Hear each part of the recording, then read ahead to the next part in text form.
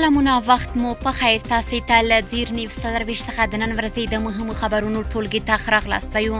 نن چهارشنبه ده د 1404 هجري لمریز کال د چنګاښ 18مه چې د 2025 زیږدیز کال د جولای له 9 سره برابره ده. زه شبنم وزیری یم او تاسې ته له زیر نیوز څلرویشت څخه د هیواد او نړۍ مهم خبرونه وړاندې کوم. خو په سر کې د مهمو خبرونو سرټکي. په بحرانونو کې راګیر افغانستان. د ملګرو ملتونو پراختیایي پروګرام وایي چې افغانستان له اقتصادي سقوط، د خوړو نه خوندیتوب، د اقلیم بدلون او پر ښځو محدودیتونو له بحرانونو سره مخ دی. د ملګرو ملتونو له لوري د مرستې غوښتنه. د کډوالو عالی کمیشنرۍ وایي چې له 1 میلیون زیات راستنه شوي افغان کډوال په ډیر خراب حالت کې راځي او د دوی د لاسنیوي لپاره بیړنیو مرستو ته اړتیا ده. غزه کې د اسرایلو په برید کې د 14 فلسطینیانو وژل کېدل. د اسرایلو له لوري د غزې پر شاتی کډوال کمپ او نورو سیمو بمبارۍ له امله لږ تر لږه 14 فلسطینیان وژل شوي. او د امریکا په تکساس ایالت کې ویجاړونکو سیلابونو لږ تر لږه 109 کسان مړه کړي او شاوخوا 180 تنه لا درکه دي. د خبرونو تفصیل. د نړیوالې جزایي محکمې قاضیانو د سه‌شنبې په ورځ اعلان وکړ چې د اسلامي امارت مشر ملا هیبت الله اخوندزاده او د سترې محکمې مشر قاضي عبدالحکیم حقانی پر ضد د نیونې امرونه صادر شوي دي. دا پریکړه د ښځو او نجونو پر وړاندې د جنسي یا جنسیت محور ځورونې او جبر پر بنسټ شوې ده. محکمې ویلي سره له دې چې اسلامي امارت عمومي وګړو ته ځانګړي بندیزونه وضع کړي، خو ښځې او نجونې یوازې د جنس له امله د بنسټیزو حقونو او ازادیو څخه محرومې کړي دي. محکمې زیاته کړې دغه تورونه له هغه وخته راپورته شوي چې اسلامي امارت د 2023 کال د اګست په 15مه واک ترلاسه کړ او دا حالت تر 2025 کال د جنوري تر 20 روان پاتې شوی دی. تیر کال ملګرو ملتونو راپور ورکړی و چې اسلامي امارت لږ تر لږه 1.4 میلیون نجونې له زده کړو بې برخې کړي دي. د ملګرو ملتونو د شمیرو له مخې اوس مهال شاوخوا 80 سلنه د زده کړې وړ عمر لرونکي افغان نجونې ښوونځیو ته له تګ منع شوي دي چې دا شمیر نږدې 2.5 میلیونو ته رسیږي. اسلامي امارت د نړیوالې محکمې تورونه رد کړي او ویلي دي چې په رسمیت یې نه پیژني. اسلامي امارت وایي چې له 4 لسیزو جګړو وروسته افغانستان د ټیکاو خواته روان دی او هغه ټولنه چې ډیری وګړي یې په جګړو رالوي شوي دي دوی هڅه کوي چې جوړه یې کړي. د اسلامي امارت د کابینې ځینې غړو د نجونو زده کړې اړینې بللي او ژمنه یې کړې چې ښوونځي به یې پر وړاندې پرانیزي، خو تر اوسه پورې کوم رسمي اعلان نه دی شوی. د ملګرو ملتونو پراختیایي پروګرام وایي افغانستان له بیلابیلو بحرانونو سره مخ دی.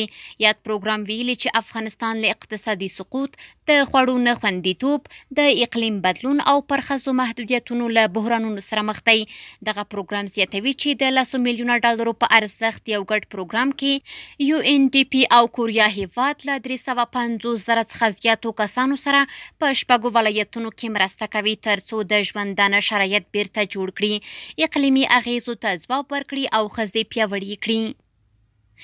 د ملګرو ملتونو د کډوالو عالی کمیشنرۍ یو ځل بیا د بیړنیو مرستو غوښتنه وکړه. یاده کمیشنرۍ وایي چې له 1 میلیون زیات افغان کډوال له ګاونډیو هیوادونو څخه جبري راستنېدونکي په ډیر خراب حالت کې راځي او له نامعلوم برخلیک سره مخ دي.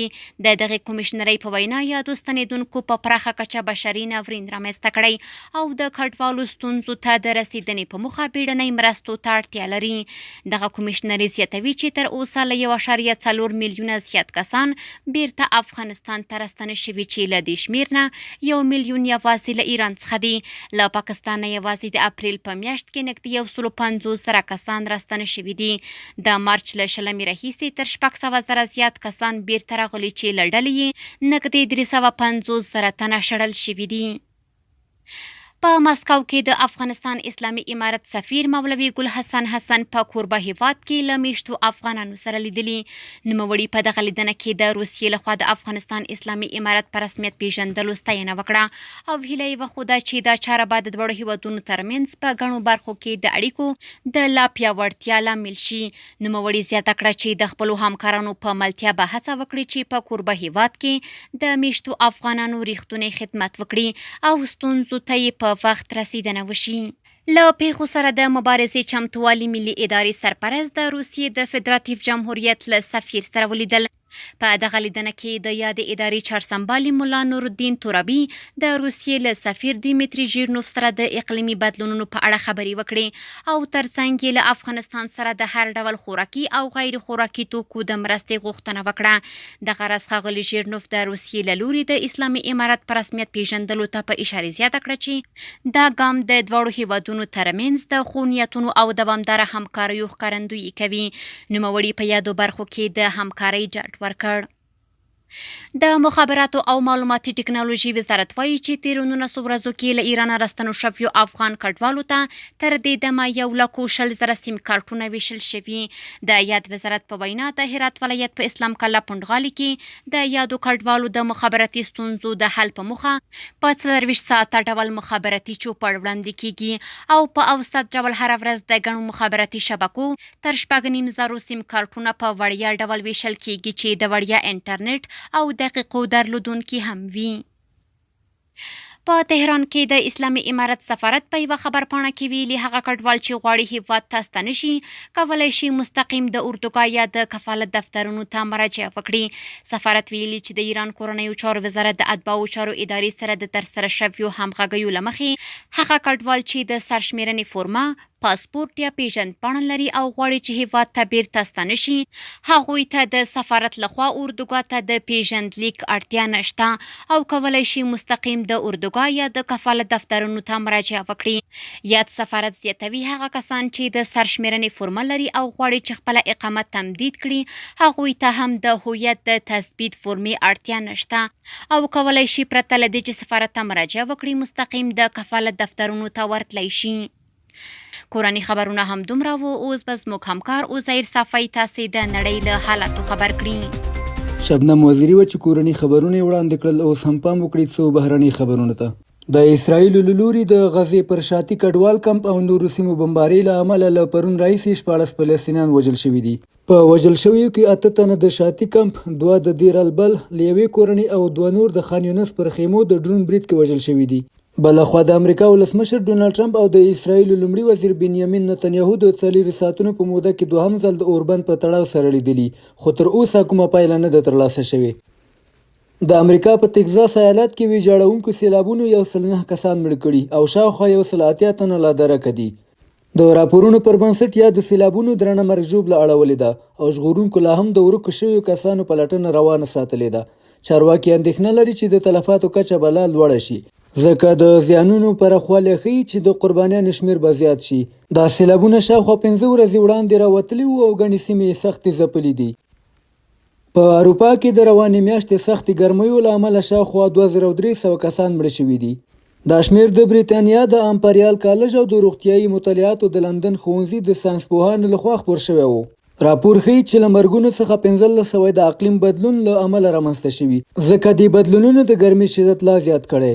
ګرمۍ د جون له 22 د جولای تر 2 پورې دوام وکړ او په دې موده کې د هسپانیا په څیر هیوادونو کې تودوخه له 40 درجې سانتیګراد څخه هم پورته شوه. ساینسپوهان وایي بارسلونا، مادرید، لندن او میلان کې د تودوخې کچه د اقلیم بدلون له امله تر 4 درجې زیاته شوې وه. څېړونکي وایي که د فوسیلي سون توکو کار ته دوام ورکړل شي دا ډول ګرمۍ به هم زیاتې او خطرناکه شي ځکه اقلیم لا ګرمیږي. په کینیا کې د حکومت پر ضد لاریونونو له امله 11 کسان وژل شوي او 532 تنه نیول شوي دي. د کینیا د بشري حقوقو کمیسیون وایي 108 تنه لاریون کوونکي ټپیان او 2 نور لا درکه دي. لاریونونه په نایروبي، الډوریټ، مومباسا، کیسومو او نورو ښارونو کې ترسره شوي چې له امله یې پراخ تاوتریخوالی رامنځته شو. لاریون کوونکي د ولسمشر ویلیم روتو استعفا غواړي او پر حکومت د فساد، اقتصادي ستونزو او د پولیسو لخوا د تاوتریخوالي تورونه لګوي. تر 2040 کال راهیسې په ورته مظاهرو کې له 100 زیات کسان وژل شوي دي. د کورنۍ چارو وزیر پولیس ته امر کړی که لاریون کوونکي تاوتریخوالی وکړي هملته دې وویشتل شي.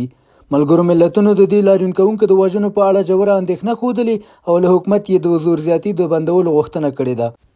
ټرمپ اعلان کړی چې د مسو پر وارداتو به 50% تعرفې ولګوي. دا د امریکا د ولسمشر ډونالډ ټرمپ د هغه نوي اقتصادي پلان برخه ده چې له مخې یې غواړي د امریکا صادرات پیاوړي کړي او پر وارداتو فشار راولي.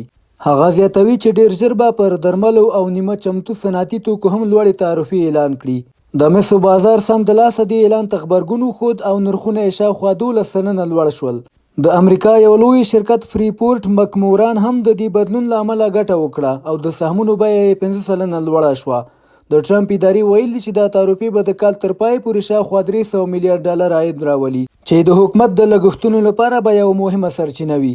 دا اقدام د امریکا د نړیوالې تجارتي اړیکو پر راتلونکي اغیز کولی شي او امکان شته چې نور هیوادونه هم ورته غبرګون وښيي.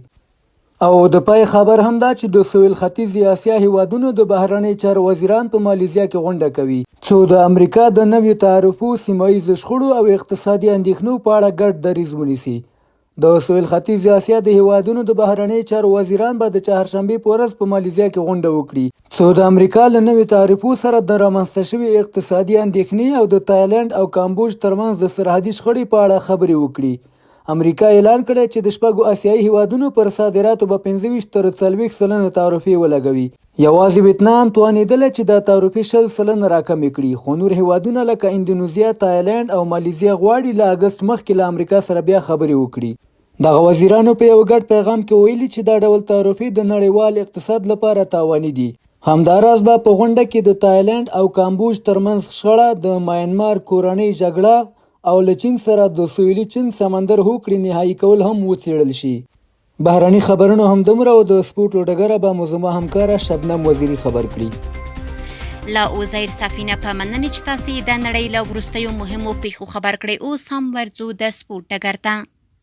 د شپږیزې لیګ لسم پړاو د جولای میاشتې په 19 نیټه پیلیږي.